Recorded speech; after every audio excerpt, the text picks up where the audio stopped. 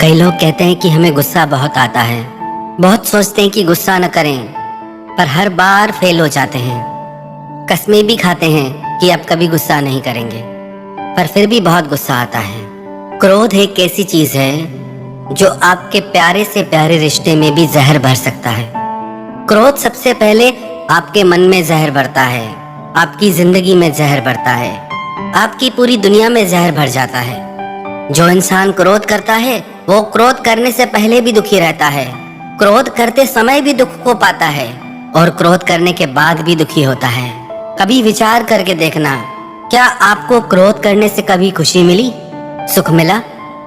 क्या आप किसी इंसान को अलाउ करेंगे अपने ऊपर गुस्सा करना, क्रोध करना, कि हमें जो चाहे बोल दे और जैसे चाहे बोल दे? कोई भी व्यक्ति किसी का भी क्रोध पसंद नहीं कर सकता, तो हमारे क्रोध को कोई क्यों स्वीकार करेगा, क्यों पसंद करेगा?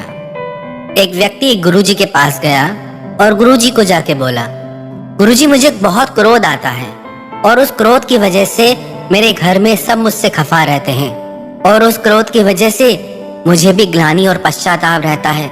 मैं लोगों से नजरें नहीं मिला पाता, ऐसे ऐसे शब्द क्रोध में कह जाता हूँ कि जिनको बाद में लौटाया नहीं जा सकता। याद रखना आप भी एक बात, जो भी शब्द आप क्रोध में आके कह जाते हैं, हो सकता है कि आपको उनकी माफी मिल जाए, पर लोग उन शब्दों को भूलते नहीं। तो याद रखना, जो भी आप क्रोध में शब्द कहेंगे, उन शब्दों का सामना आपको भी जिंदगी भर करना पड़ेगा। तो उसने गुरुजी से कहा कि मैं परेशान हो गया हूँ, बहुत कोशिश करता हूँ, पर गुस्से की आदत छूटती ही नहीं। गुरुजी ने कहा, एक काम करो, जब भी तुम्हें गुस्सा आए ना, तो बस एक बात याद रखना कि गुस्सा मैं करूंगा, पर कल, आज नहीं करूंगा। जब भी गुस्सा आए बस इतना संयम मन में रखना कि गुस्सा मैं करूंगा, पर आज नहीं, कल। उसने बोला, गुरुजी इससे थोड़ी गुस्सा शांत हो जाएगा, दूसरे दिन भी तो गुस्सा करूंगा ना। गुरुजी ने कहा, तुम ये करके तो देखो। वो घर गया, उसे किसी बात पे गुस्सा आया, पर उसे गुरुजी की बात याद आई, गुस्सा तो मैं करूंगा, पर आज नहीं, कल। कल तो दूर की बात है, थोड़ी देर ही बाद ही उसका गुस्सा शांत हो गया। याद रखना एक बात, गुस्सा एक धुएं की तरह है, एक बादल की तरह है, जो थोड़ी देर रह के फिर आगे चला जाता है। बस वो थोड़ी देर हमको संयम साधना है, बस वो थोड़ी देर हमको कंट्रोल करना है। हम बर्दाश्त नहीं कर पाते चीजों को। कई लोग कहते हैं कि हम गुस्सा करते नहीं, लोग हमें गुस्सा दिला देते हैं। तुम कोई टीवी हो क्या, जो किसी ने रिमोट कंट्रोल में जैसा चैनल चलाया और तुमने प्रोग्राम देना शुरू कर दिया? लोग आजकल इतने हल्के क्यों हो गए हैं? कितना आसान हो गया है आजकल किसी को भी गुस्सा दिलाना और किसी को भी खुश करना इतना मुश्किल क्यों हो गया है? क्योंकि हमारी एक गंदी आदत है, हम हर बुरी बात का ब्लेम दूसरों पे डाल देते हैं कि उसकी वजह से, अगर वो नहीं होगा तो कोई और होगा। या तो ऐसा हो कि आपके लिए पूरी दुनिया ही बदल जाए, दुनिया का एक एक इंसान बदल जाए ताकि आपको गुस्सा नहीं आए, दुनिया की हर चीज बदल जाए, हर नियम बदल जाए, क्योंकि आपको गुस्सा नहीं है। आपको फिर भी गुस्सा आएगा क्योंकि वो आपके भीतर है। बाहर के लोग तो निमित्त बनते हैं उस गुस्से को बाहर निकालने के लिए, वो तो आपने भर ही रखा है अपने भीतर। बस जरूरत है खुद को पहचानने की, जानने की। जैसे उस व्यक्ति को गुरुजी ने कहा कि गुस्सा कल करना, बस थोड़ी देर का संयम और गुस्सा गायब। कई लोग कहते हैं कि गुस्से को कंट्रोल नहीं किया जा सकता। गुस्सा कोई रोकने वाली चीज थोड़ी है, जब आता है तो आ जाता है, फिर नहीं दिखाई देता कौन छोटा कौन बड़ा, आपको सब दिखाई देता है। आप उसी पे ही गुस्सा करते हो जो आपसे कमजोर हो, जो आपसे छोटा हो। अपने बॉस के ऊपर गुस्सा करके दिखाओ, किसी पहलवान के ऊपर गुस्सा करके दिखाओ, जो आपसे शक्ति में ज्यादा हो, बल में ज्यादा हो, उस पे गुस्सा करो।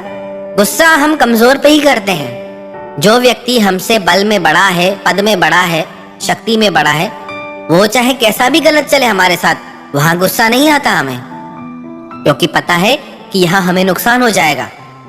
इसका मतलब गुस्सा भी हम चॉइस से करते हैं कि किस पे करना है, किस पे नहीं करना है। तो याद रखें एक बात, कि गुस्सा आपकी चॉइस है। आप चाहें तो गुस्सा करें और आप चाहें तो उस गुस्से को रोक सकते हैं।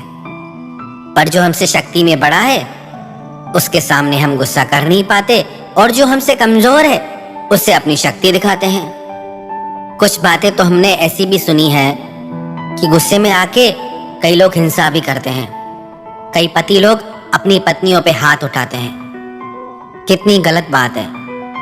जो व्यक्ति अपने ही परिवार के सदस्यों पे हिंसा करे उसे मनुष्य कैसे कहा जाएगा।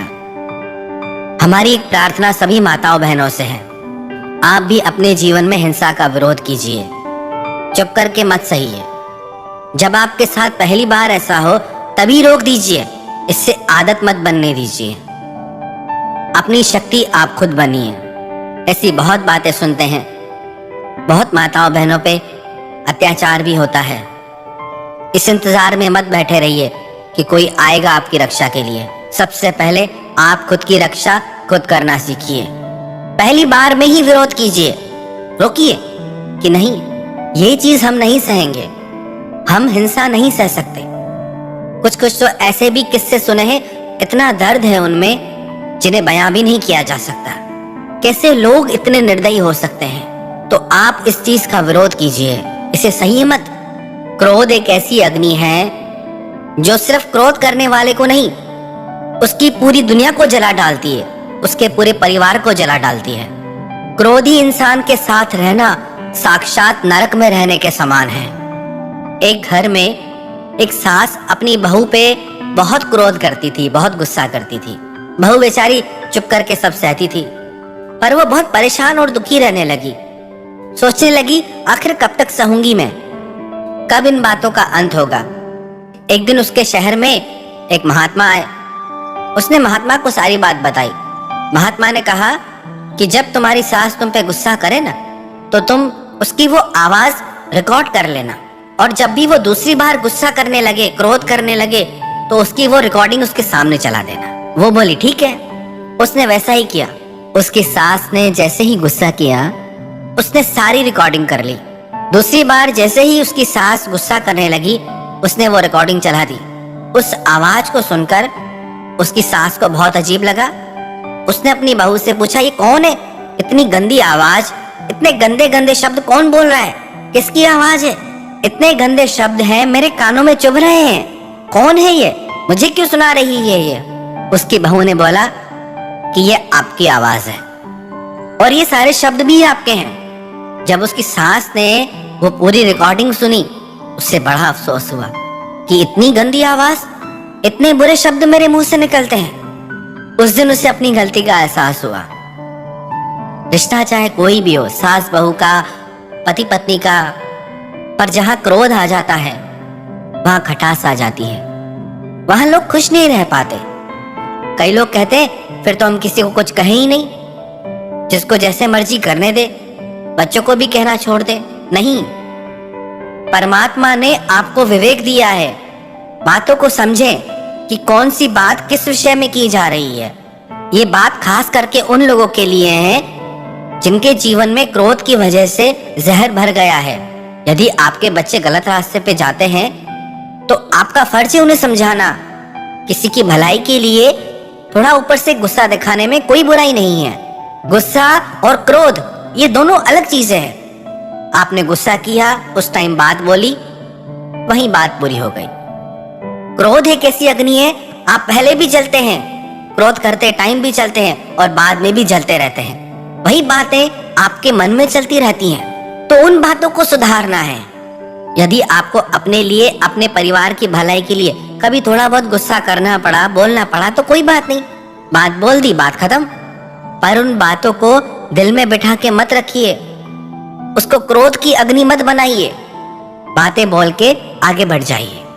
न आप किसी का क्रोध सह सकते हैं, न कोई आपका क्रोध सहना पसंद करेगा। तो क्यों आपने इस जहर को अपनी जिंदगी में पाल रखा है?